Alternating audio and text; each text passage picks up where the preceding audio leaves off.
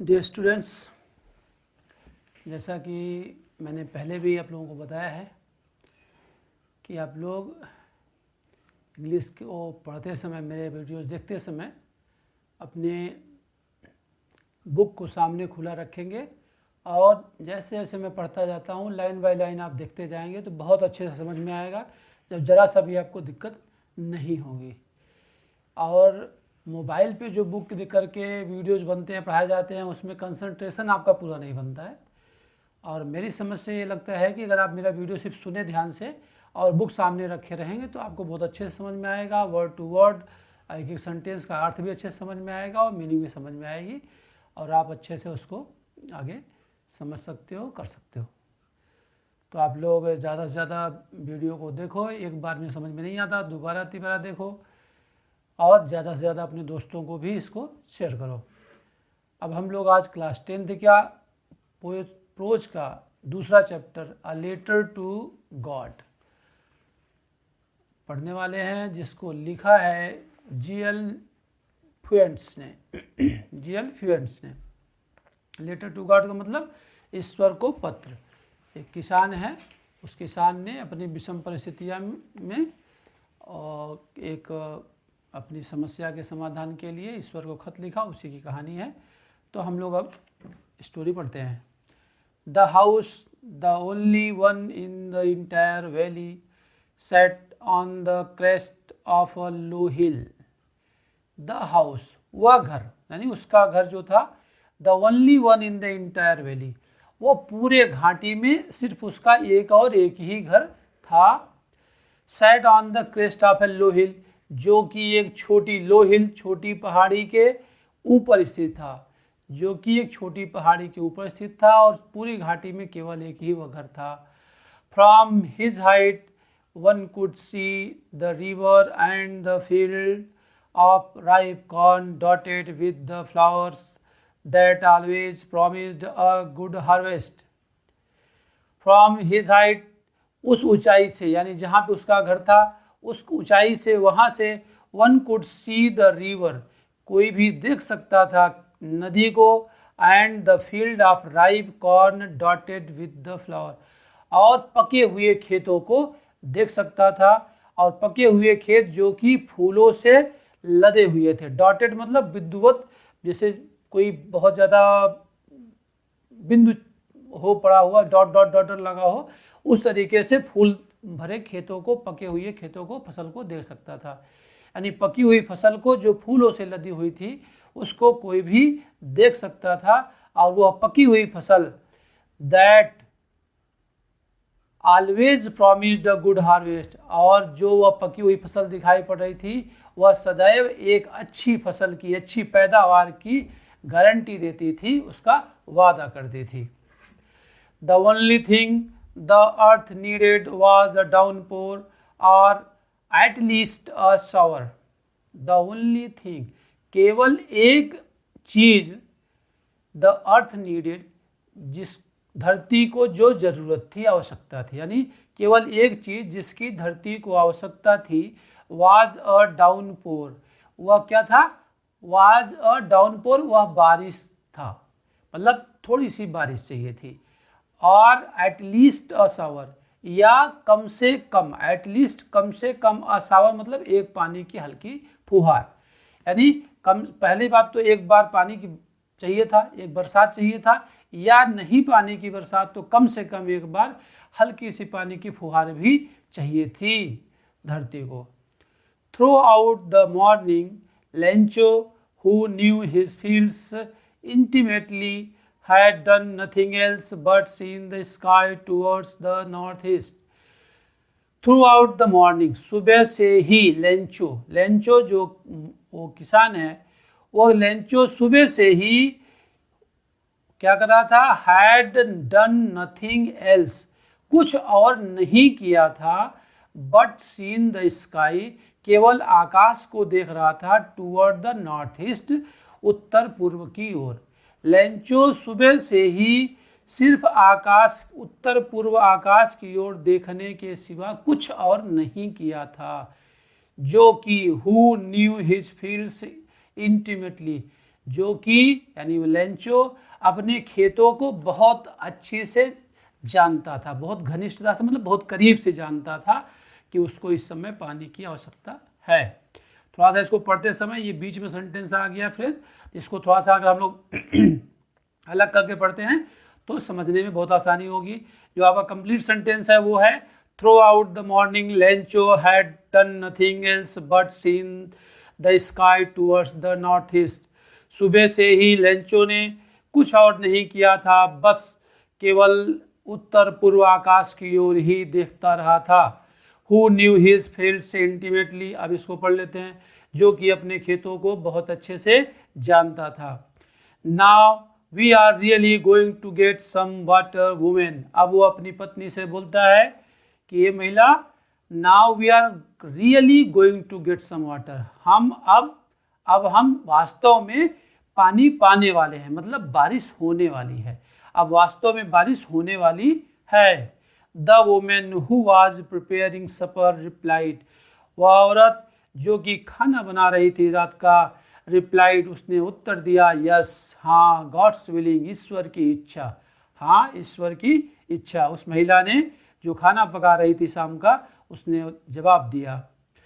The older boys were working in the field while the smaller ones were playing near the house until the woman called to them all. The older boys were working in the field. Older boys जो बड़े लड़के थे were working काम कर रहे थे in the field खेत में, बड़े लड़के खेत में काम कर रहे थे, while जबकि the smaller ones जो छोटे बच्चे थे were playing वे खेल रहे थे नियर द हाउस घर के पास, जो छोटे बच्चे थे वे घर के पास खेल रहे थे। Until the woman called to them all, तब तक कि जब तक द वुमेन उस औरत ने called them to them all उन सबको बुलाया नहीं, जब तक उस औरत ने उन सबको बुलाया नहीं तब तक वो लोग काम में लगे थे, बड़े बच्चे काम में, छोटे बच्चे खेलने में। कम फॉर डिनर, रात के खाने के लिए आ जाओ। It was during the meal that, just as Lencho had predicted, big drops of rain began to fall. It was during the meal. भोजन का समय था, यानी जब वो भोजन कर रहे थे। Just as Lencho had predicted, जैसा कि लेंचो ने भविष्यवाणी की थी, big drops of rain began to fall, बड़ी बड़ी पानी की बूंदें गिरनी शुरू हो गई। In the north east huge mountains of clouds could be seen approaching. In the north east, उत्तर पूर्व की ओर, ह्यूज माउंटेन्स, विशालकाय पहाड़ के समान बादल, विशालकाय पहाड़ों के समान बादल, ह्यूज माउंटेन्स ऑफ क्लाउड्स यानी बादलों के विशालकाय पहाड़, कुड बी सीन अप्रोचिंग देखे जा सकते थे, अप्रोचिंग बढ़ते हुए। उत्तर पूर्व की ओर विशालकाय बादलों के पहाड़ बढ़ते हुए देखे जा सकते थे। The air was fresh and sweet, हवा तरोताज़ा और मीठी हो गई थी, यानी बारिश की बूंद की वजह से हवा में ताजगी आ गई थी, फ्रेशनेस आ गई थी और वो मीठी मीठी सुगंधित हो गई थी, तो हवा ताजी और सुगंधित हो गई थी। The man went out for no other reason than to have the pleasure of feeling the rain on his body, and when he returned he exclaimed, the man went out for no other reason, आदमी यानी वह आदमी Lencho, went out बाहर की ओर गया, no other reason दूसरे और किसी उद्देश्य से नहीं, बल्कि की than की अपेक्षाकृत किस लिए, to have the pleasure of feeling the rain on his body, बारिश की बूंदों को अपने शरीर पर महसूस करने का आनंद लेने के सिवा, यानी बारिश की बूंदें जब उसके शरीर पे पड़ी तो उसका आनंद लेने के लिए वह सिर्फ बाहर गया। तो ये कह रहा कि then to have the pleasure यानी आनंद लेने के लिए, हैव द प्लेजर आनंद लेने के लिए, आप फीलिंग उस अनुभूति का, the rain on his body बारिश की बूंदों का अपने शरीर पर, यानी अपने शरीर पर बारिश की बूंदों का आनंद लेने के लिए ही सिर्फ वह बाहर गया।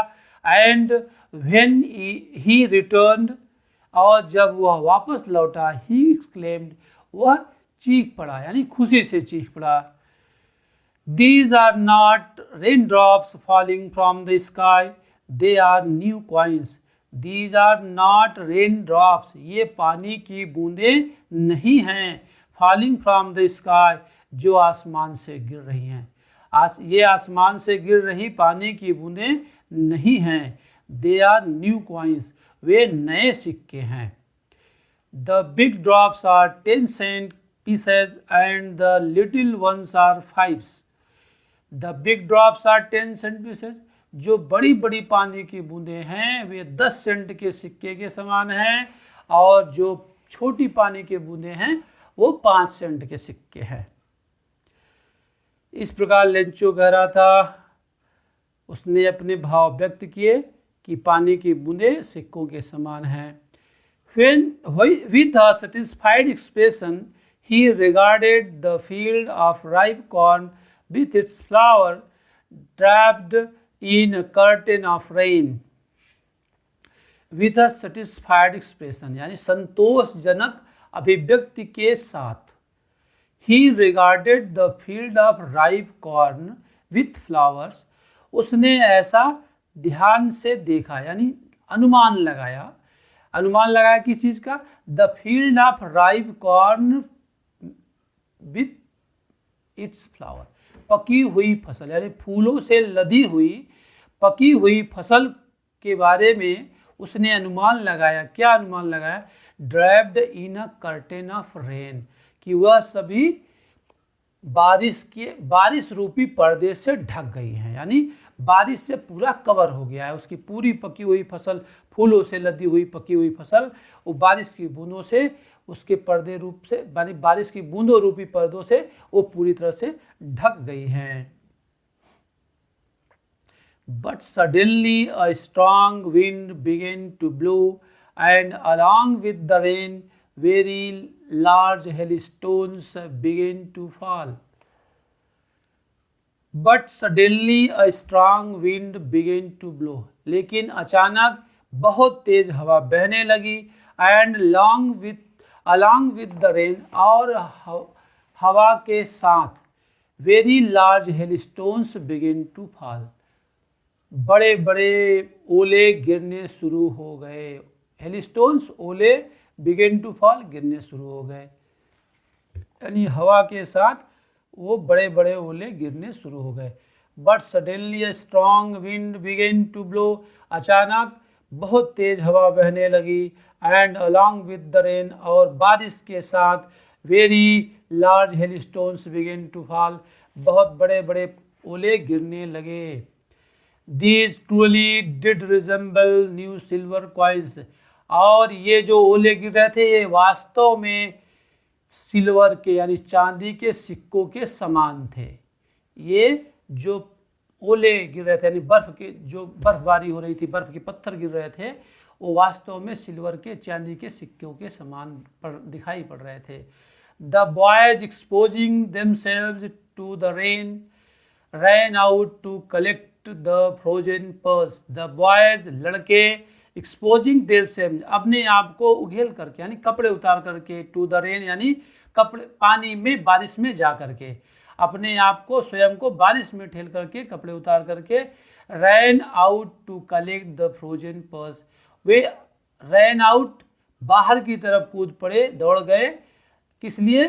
collect the frozen pearls, वे जमे हुए मोती इकट्ठा करने के लिए। फ्रोजन पर्स, जमे हुए मोती, टू कलेक्ट, इकट्ठा करने के लिए। लड़के अपने आप को एक्सपोज करके यानी कपड़े उतार करके बाहर दौड़ गए और जमे हुए पत्थर यानी जमे हुए मोतियों को इकट्ठा करने लगे।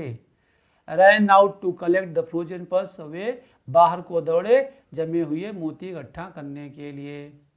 It's really getting bad now, यह वास्तव में बुरा हो रहा है, यानी अब यह वास्तव में बुरा हो रहा है।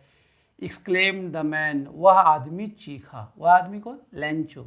लेंचो चीखा, लेंचो एक्सक्लेम, लेंचो चीखा। क्या चीखा? कि it is really getting bad now, कि अब यह वास्तव में गलत हो रहा है, बहुत बुरा हो रहा है। I hope it passes quickly, मैं ऐसी उम्मीद करता हूँ कि यह जल्दी समाप्त हो जाए। पासेस क्विकली मतलब जल्दी बीत जाए। It did not pass quickly, यह जल्दी नहीं बीता। For an hour the hell rained on the houses, 1 घंटे तक बर्फबारी होती रही, यानी ओले गिरते रहे। Hello rained on the houses, जो ओले थे वो ओलों की बारिश होती रही। कहाँ पे? ऑन द हाउसेज, घरों पर। द गार्डन, बगीचों में। द हिल साइड, पहाड़ों के किनारे। द कॉर्नफील्ड, फसल पर। ऑन द होल वैली, संपूर्ण घाटी में। यानी लगभग 1 घंटे तक ओलों की बारिश घरों पर, बगीचों पर, पहाड़ के ढालों पर, फसलों पर और पूरी घाटी में होती रही। The field was white as it covered with salt, खेत पूरी तरह से सफ़ेद हो गया था। द फील्ड वॉज वाइट, खेत सफ़ेद हो गया था। As if covered with salt, जैसे कि नमक से ढक गया हो। Not a leaf remained on the tree, पौधों पर, पेड़ों पर एक भी पत्तियां नहीं बची थी। नॉट अ लीफ, एक भी पत्ती। रिमेन्ड ऑन द ट्रीज, पेड़ों पर बची थी। पेड़ों पर एक भी पत्तियां नहीं बची थी। The corn was totally destroyed, फसल पूरी तरह से बर्बाद हो गई थी। द कॉर्न, फसल वॉज टोटली डिस्ट्रॉयड, पूरी तरह से बर्बाद हो गई थी। The flowers were gone from the plants, पौधों से फूल गायब हो गए थे। Lencho's soul was filled with sadness, Lencho की आत्मा, लेंचोज सोल, लेंचो की आत्मा, वॉज फिल्ड, भर गई थी, विथ सैडनेस, दुख से। लेंचो की आत्मा दुख से भर गई थी। When the storm had stopped, जब तूफान रुक गया। He stood in the middle of the field, वह अपने खेतों के बीच में खड़ा था। And said to his sons, और अपने लड़कों से कहा। अब